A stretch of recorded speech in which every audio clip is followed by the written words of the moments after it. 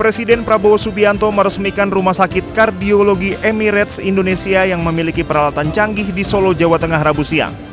Rumah Sakit Kardiologi Emirates Indonesia dibangun atas bantuan Presiden Uni Emirat Arab Muhammad bin Zayed Al Nahyan dan merupakan bentuk persahabatan antara pemerintah Indonesia dengan Uni Emirat Arab. Presiden Prabowo Subianto meminta Menteri Kesehatan Budi Gunadi Sadikin membangun 66 rumah sakit baru se-Indonesia dan telah mengalokasikan anggaran untuk pembangunan puluhan rumah sakit baru tersebut. Selain itu, Prabowo juga meminta Menteri Kesehatan mendirikan rumah sakit di setiap kabupaten kota yang rampung dalam waktu 4 tahun ke depan. Menurut Prabowo, fasilitas rumah sakit di setiap kabupaten kota harus dilengkapi peralatan canggih layaknya di Rumah Sakit Kardiologi Emirates Indonesia. Saya sebetulnya sudah alokasi dan sudah instruksikan Menteri Kesehatan untuk segera membangun 66 rumah sakit baru dan sudah mulai dibangun. Tapi saya minta bahwa 66 ini diupayakan tidak kalah dengan standar rumah sakit ini. Menteri Kesehatan bisa ya? Bisa dulu jawabnya kan. Tapi saya juga memberitahu ke Menteri Kesehatan bahwa saya menghendaki tiap kabupaten kota memiliki rumah sakit yang canggih seperti ini. Dalam 4 tahun yang akan datang kita akan berusaha mencapai itu. Kita berusaha, tapi yang jelas saya akan alokasikan biaya yang cukup besar untuk pelayanan kesehatan. Usai meresmikan Rumah Sakit Kardiologi Emirates Indonesia di Solo, Jawa Tengah, Presiden Prabowo Subianto meresmikan Jembatan Kabanaran di Bantul, Daerah Istimewa Yogyakarta. Presiden berharap jembatan ini semakin mempermudah akses antar daerah setempat. Selain meresmikan Jembatan Kabanaran, Presiden juga meresmikan Jembatan Sungai Sambas di Kalimantan Barat, Underpass Gatot Subroto di Medan, Flyover Canguk di Magelang, dan Underpass Joglo, Jawa Tengah. Tim Liputan Anyus melaporkan.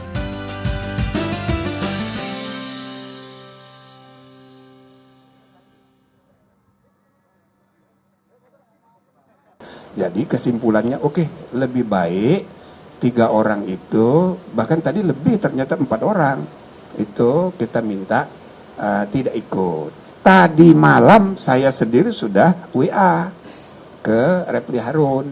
Saya sampaikan ini kesimpulan rapat itu sebaiknya nggak usah. Jadi tolong dikasih tahu, nggak usah datang. Nah lalu dia jawab, oh ini bagaimana, bisa nggak ini, ada alas. Saya bilang jangan, itu udah kesepakatan. Udahlah, yang penting you sampaikan saja aspirasi sekeras-kerasnya, kita dengar. Nggak usah ragu-ragu, nggak usah takut-takut, ngomong aja sekeras-kerasnya. Pakai teriak-teriak boleh. Bicarakan bagaimana memperbaiki kepolisian dengan kasus ijazah palsu, boleh silakan. Cuma orangnya nggak usah hadir. Saya sampaikan begitu. Nah, ternyata kalau menurut dia tadi, dia tidak beritahu kepada yang 3 orang, Roy Suryo, Tifa Fauzia, sama Rismon, tidak diberitahunya. Maka tentu saja kaget ini kan, Tifa, ya kasihan juga. Saya merasa, waduh bagaimana ini? Nah, akhirnya ya kita kasih kesimpulan begini, apa mau duduk di luar saja atau ya udah pindah ke belakang tapi nggak boleh bicara. Mereka ini ya pejuang, iya kan, sebagai pejuang, dia nggak mau keluar WU gitu loh. Saya ya sebagai ketua komisi, saya menghargai sikap dari Repli Harun. Itu aktivis sejati, memang mesti begitu, dia tegas.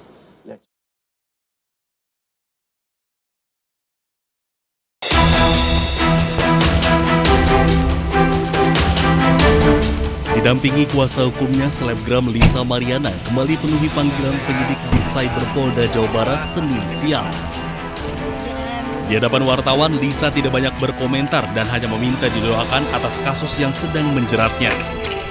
Ini kan bertubi-tubi nih Mbak di Alhamdulillah sehat, didoain aja Mas yang baik-baik. Izin masuk kuliah. Oke. Menanggapi status Lisa Mariana sebagai tersangka, kuasa hukum Lisa menyebut belum menerima surat pemberitahuan dimulainya penyidikan, namun sudah ada penetapan tersangka. Ini yang simpang siur.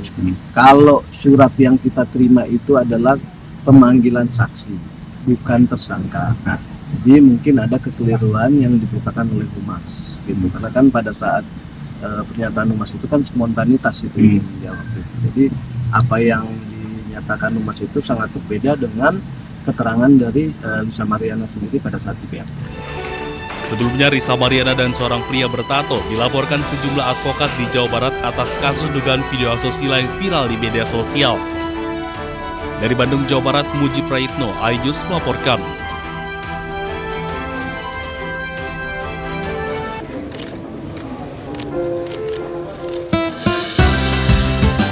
Presiden Prabowo Subianto meresmikan Rumah Sakit Kardiologi Emirates Indonesia yang memiliki peralatan canggih di Solo, Jawa Tengah Rabu siang. Rumah Sakit Kardiologi Emirates Indonesia dibangun atas bantuan Presiden Uni Emirat Arab Muhammad bin Zayed Al Nahyan dan merupakan bentuk persahabatan antara pemerintah Indonesia dengan Uni Emirat Arab. Presiden Prabowo Subianto meminta Menteri Kesehatan Budi Gunadi Sadikin membangun 66 rumah sakit baru se-Indonesia dan telah mengalokasikan anggaran untuk pembangunan puluhan rumah sakit baru tersebut. Selain itu, Prabowo juga meminta Menteri Kesehatan mendirikan rumah sakit di setiap kabupaten kota yang rampung dalam waktu 4 tahun ke depan. Menurut Prabowo, fasilitas rumah sakit di setiap kabupaten kota harus dilengkapi peralatan canggih layaknya di Rumah Sakit Kardiologi Emirates Indonesia. Saya sebetulnya sudah alokasi dan sudah instruksikan Menteri Kesehatan untuk segera membangun 66 rumah sakit baru dan sudah mulai dibangun. Tapi saya minta bahwa 66 ini diupayakan tidak kalah dengan standar rumah sakit ini. Menteri Kesehatan bisa ya? Bisa dulu jawabnya kan. Tapi saya juga memberitahu ke Menteri Kesehatan bahwa saya menghendaki tiap kabupaten kota memiliki rumah sakit yang canggih seperti ini. Dalam 4 tahun yang akan datang kita akan berusaha mencapai itu. Kita berusaha, tapi yang jelas saya akan alokasikan biaya yang cukup besar untuk pelayanan kesehatan. Usai meresmikan Rumah Sakit Kardiologi Emirates Indonesia di Solo, Jawa Tengah, Presiden Prabowo Subianto meresmikan Jembatan Kabanaran di Bantul, Daerah Istimewa Yogyakarta. Presiden berharap jembatan ini semakin mempermudah akses antar daerah setempat. Selain meresmikan Jembatan Kabanaran, Presiden juga meresmikan Jembatan Sungai Sambas di Kalimantan Barat, Underpass Gatot Subroto di Medan, Flyover Canguk di Magelang, dan Underpass Joglo, Jawa Tengah. Tim Liputan iNews melaporkan.